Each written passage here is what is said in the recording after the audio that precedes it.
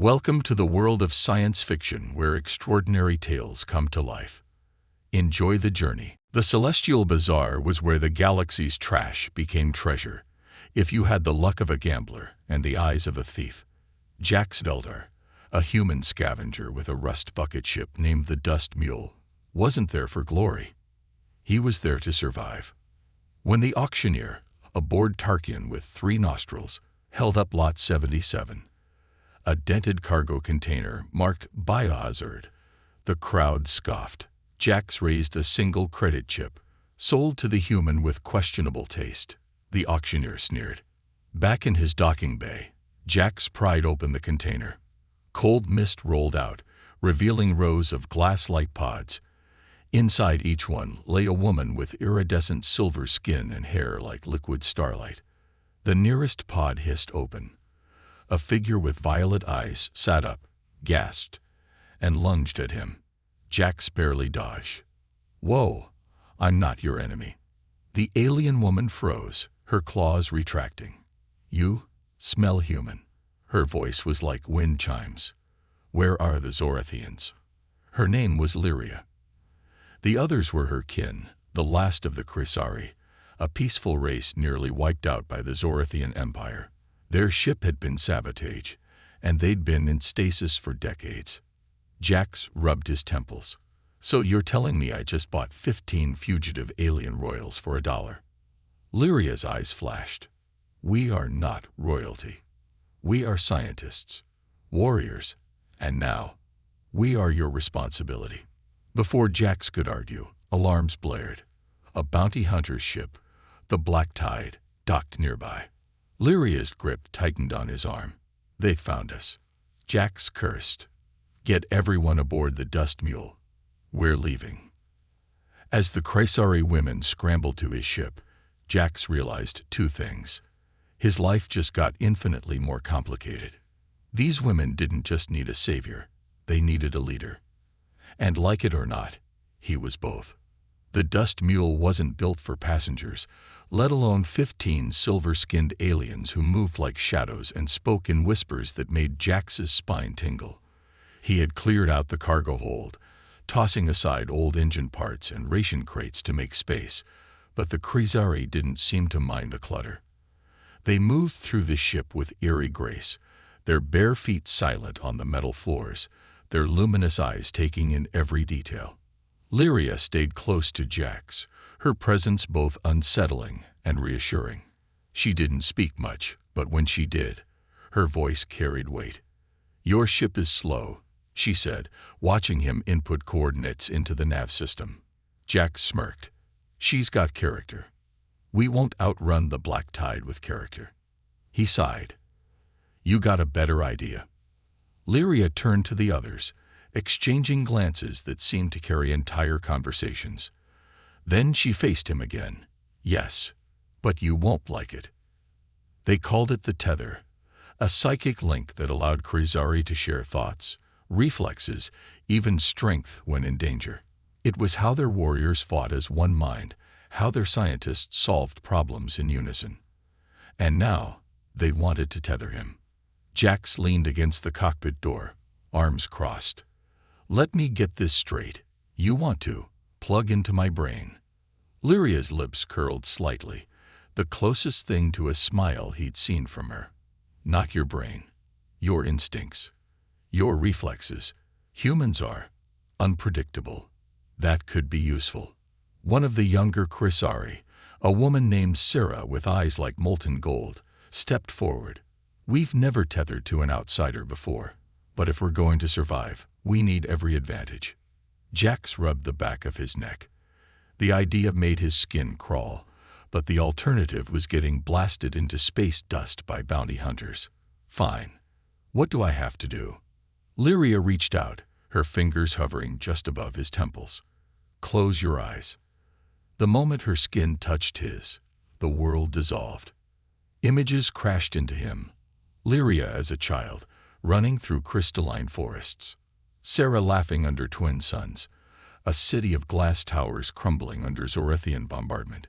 The stench of burning flesh. The weight of a blade in his hand. No, her hand. as she drove it into a soldier's throat. Jax gasped, staggering back. The connection snapped, leaving him dizzy. Lyria's expression was unreadable. "You saw?" He swallowed hard. "Yeah, I saw." She nodded, as if that was all the explanation needed. "The tether will strengthen with time. For now, it will help us coordinate." The black tide found them sooner than expected. Alarms screamed as the hunter ship locked onto their trajectory, its plasma cannons charging. Jax gripped the controls, heart pounding. Hold on to something. But the Krizari didn't brace. They moved. Lyria slid into the co-pilot's seat, her fingers flying over the console. Sarah and two others positioned themselves at the auxiliary controls, their movements eerily synchronized. Then the tether flared to life. Jax didn't just feel his own hands on the controls.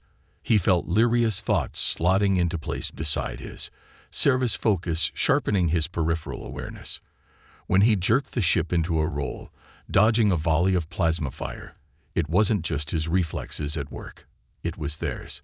The dust mule shouldn't have been able to maneuver like that. But with the Krizari's shared instincts guiding him, the ship danced between laser blasts, slipping into an asteroid field like a shadow. The black tide broke off pursuit, its captain unwilling to risk the debris. Jax slumped in his seat, sweat dripping down his temples. "That was only the beginning," Lyria said softly. And for the first time, Jax wondered if he hadn't just saved these women, if maybe, in some way, they had saved him. The silence after their escape was heavier than the void outside the ship. Jax sat in the dim cockpit, hands still gripping the controls like they might dissolve if he let go. The Krizari moved quietly behind him, their presence like ghosts in the cramped corridors of the dust mule. Lyria lingered near the doorway, watching him. He could feel her gaze without turning, a strange side effect of the tether, like an itch in the back of his skull. "You should rest," she said finally. Jax snorted. "Yeah, because that's going so well for me." The last time he tried to sleep, he'd dreamed in fractured Krizari memories, cities burning, voices screaming in a language he didn't understand but felt like a knife between his ribs. Lyria stepped closer. "The tether is still new. Your mind isn't used to sharing space." "Understatement of the century," he muttered. She tilted her head, studying him like he was some malfunctioning piece of tech. "You're afraid of it." "Damn right I am." He swiveled the chair to face her. "You're in my head, Lyria. You're all in my head. That's not normal. Normal is irrelevant. Survival isn't." He wanted to argue, but the ship's proximity alarm cut him off. A sharp, insistent beep filled the cockpit. Jax spun back to the console. Not again. The scanner showed a single vessel drifting near the edge of the asteroid field they'd hidden in. Not the black tide. This one was smaller, its signature scrambled. A smuggler's trick. Lyria's fingers tightened on the back of his chair. "They're waiting for us." Jax exhaled through his teeth. "We can't stay here forever. The mule's supplies won't last 15 people more than a week." Sarah appeared in the doorway, her golden eyes reflecting the console's glow. "We could take the fight to them." Jax raised an eyebrow. "You've got a real bloodthirsty streak, you know that." She smiled, the first real smile he'd seen from any of them. "You have no idea." The plan was simple. Too simple. They'd lure the mystery ship closer, pretending to be a damaged vessel adrift. When it got within range, the Krizari would use the tether to override its systems remotely, a trick Lyria claimed their scientists had used during the war. Jax had his doubts. "And if that doesn't work?" Lyria just looked at him. "Then we do it your way." He didn't like the way she said that. They powered down the dust mule's engines, letting it drift like a derelict. Jax played the part of a stranded pilot, sending out a garbled distress signal. The bait worked. The unknown ship crept closer, its thrusters flaring as it matched their trajectory. Scanners identified it as a modified Viper-class interceptor. Fast, lightly armed, perfect for hit-and-run attacks. Jax held his breath as it drew near. Any time now, Lyria. She stood beside him, eyes closed, her brow furrowed in concentration. The other Cresari formed a loose circle behind her, their hands linked. The air hummed with something electric, like the moment before a lightning strike. Then, nothing. The enemy ship didn't power down. It didn't veer off course. It kept coming. Jax's pulse spiked. Problem. Lyria's eyes snapped open. They're shielded. We can't breach their systems. Fantastic. He slammed his hand on the console, firing up the mule's engines. Plan B. Plan B was messy. Jax sent the dust mule into a hard spin, narrowly avoiding the interceptor's opening salvo. Plasma bolts scorched past the viewport, close enough to make the heat shield scream in protest. Lyria dropped into the co-pilot's seat, her hands flying over the weapons console. We can't outgun them. I noticed. Jax gritted his teeth, wrenching the ship into a dive. But we can outthink them. The tether flared to life again, but this time, Jax didn't resist it. He let the Cresari's instincts merge with his own, their combined focus sharpening his reflexes to a razor's edge. He saw the fight in layers. The interceptor's trajectory, the lag in its turret rotation, the blind spot near its ventral thrusters. Now, he barked. Lyria fired. The mule's lone plasma cannon wasn't much, but at point-blank range, it didn't need to be. The shot sheared through the interceptor's engine housing, sending it spiraling away in a shower of sparks. Silence fell over the cockpit. Jax slumped back, his hands shaking. That was too close. Lyria exhaled slowly, but it worked. He glanced at her, then at the others, their faces alight with something fierce and bright. Not just relief, not just triumph, belonging. And for the first time, Jax wondered if the tether went both ways, if maybe, just maybe, they were starting to feel him too. The damaged interceptor hung dead in space, its engine sputtering weak bursts of flame as it spun lazily in the void. Jax watched it through the dust mule's cracked viewport, his fingers tapping an uneven rhythm against the console. They should leave. Every second they lingered was another second for reinforcements to arrive. But Lyria had other ideas. We need to board it, she said, already moving toward the airlock. Jax caught her arm. Are you insane? That thing could blow any second. Her silver skin shimmered under the dim emergency lights as she turned to face him. That ship has data, navigation logs, communications. If we're going to survive, we need to know who's hunting us and why they won't stop. He wanted to argue. Every instinct screamed at him to run, but the tether pulsed between them, carrying Lyria's certainty like a current. She wasn't just guessing. She knew. Jax exhaled sharply. Fine, but we do it fast. The airlock hissed open, revealing the derelict interceptor's scared hull. Jax led the way, mag boots clamping onto the metal as he crossed the narrow gap between ships. Lyria followed, along with Sarah and two other Cresari. Vera and Nal, both warriors from the old wars if their movements were anything to go by. The interceptor's hatch had been blown open during the fight, leaving a jagged hole big enough to crawl through. Inside, the corridors were dark, lit only by flickering emergency strips. The air smelled of burnt wiring and something coppery. Blood. Jax unholstered his sidearm. Stay sharp. They moved in silence, the only sounds their breathing and the distant groan of straining metal. The ship was small, built for speed, not comfort, but every shadow felt like it hid a threat. Then they found the cockpit. The pilot was still strapped into his seat, his head lolling to one side. Not human, not Zorathian either. His skin was a mottled gray, his two long fingers curled around the controls even in death. Lyria stepped forward, her eyes narrowing. A Drathian mercenary. Jax frowned. Never heard of them. They're hired blades. No loyalty except to credit. Sarah brushed a hand over the console, pulling up a distorted holodisplay.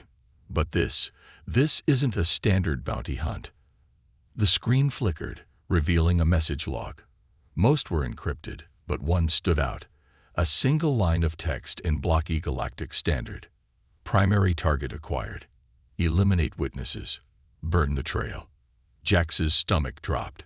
They weren't just after you. They were trying to erase you. Lyria's fingers tightened into fists, which means someone thinks we know something. The explosion rocked the interceptor without warning. Jax barely kept his footing as the floor lurched, alarms screaming through the dying ship. That wasn't us. Sarah slammed a hand against the viewport. The black tide. It's back. Outside, the massive bounty hunter vessel loomed like a predator, its weapons glowing hot as it charged another volley. Lyria grabbed Jax's arm. We need to go. Now. They ran, the interceptor shuddering around them as secondary explosions tore through its guts. The hatch seemed miles away, the corridor narrowing with every step. Then the ceiling collapsed. Jax barely yanked Vera out of the way as a support beam crashed down, sealing off the path behind them. Nal wasn't so lucky.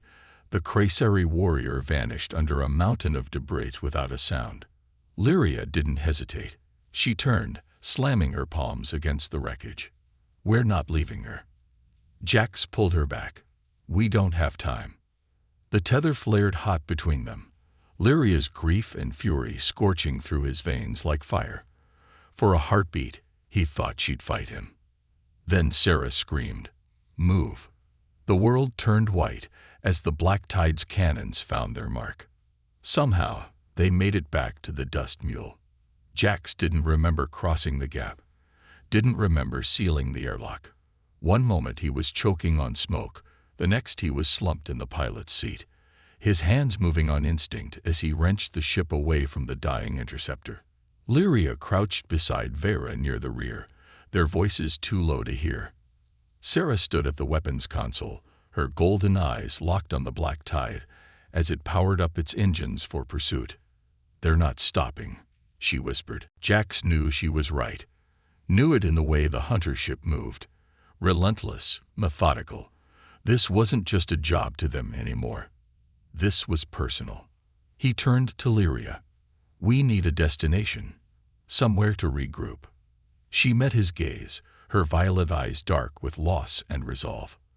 "There's a place, a Krasari safehold from the war. If it's still standing." Jax nodded. "Then that's where we're going." As the dust mule shot into the black, one thought burned brighter than the stars outside. They couldn't run forever. Soon, they'd have to fight. The coordinates Lyria provided led them to the edge of known space, where star charts dissolved into static and navigation systems spat out warnings about gravitational anomalies. Jax had flown through some rough sectors before, but this place felt alive, a whispering dark that made the hairs on his neck stand up. The dust mule shuddered as it dropped out of FTL, its aging frame groaning in protest. Outside the viewport, a planet hung suspended in the void, its surface wreathed in perpetual storm clouds. No lights, no signs of civilization, just an unbroken expanse of black oceans and jagged mountain ranges. Lyria stepped forward, her silver skin reflecting the planet's gloom. Krasara's last secret. Jax frowned at the scanners. "There's nothing here." "Look again." He adjusted the sensors, dialing into frequencies no sane pilot would bother with.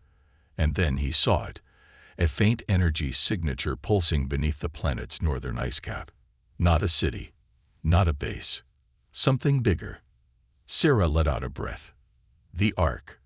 Landing was a nightmare. Turbulence ripped at the mule as they descended through the storm layer, lightning flashing close enough to scorch the hull. Jax fought the controls, teeth gritted, while Lyria fed him adjustments through the tether, a whisper of instinct that kept them from splattering across the glaciers.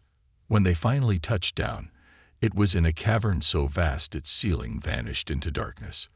Bioluminescent fungi coated the walls, casting everything in an eerie blue glow. And rising from the cavern's heart, like a slumbering beast, was a ship. No, not a ship. A fortress. Jax had seen coalition dreadnoughts before, but this dwarfed them. Its hull was carved with intricate patterns that hurt to look at for too long, its spires reaching toward the unseen sky.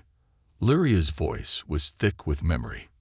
Our people built this during the first Zorathian purge, a vessel to carry thousands to safety.